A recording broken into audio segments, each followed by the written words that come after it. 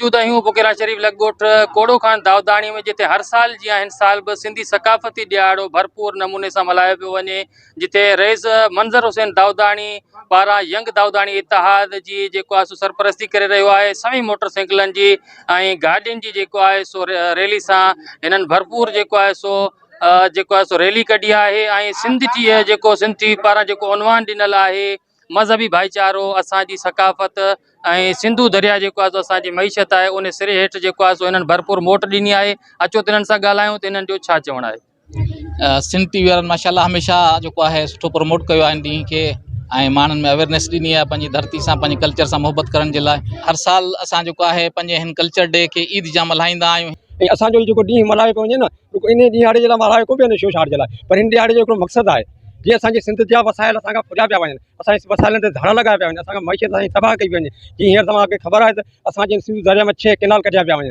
तव्हां सोचो त असांजो गुज़र सफ़र कीअं रहंदो, असां सां नाइंसाफ़ी ॾिठो पियो वञे। उन शयुनि खे असीं रिजेक्ट कयूं था, कॾहिं बि असां केनाल मंज़ूर करणु कोन ॾींदासीं। सभ खां पहिरियों त असां हिन सकाफ़ती ईद में सिंध तोड़े परॾे में रहंदड़ सभिनी सिंधी भाइरनि खे सकाफ़ती ईद जूं लख लख मुबारकूं। ऐं असां ॻोठा जी कोड़ो खान दावदाणी मां हर साल सकाफ़ती ॾियारो ईद जीअं मल्हाईंदा आहियूं।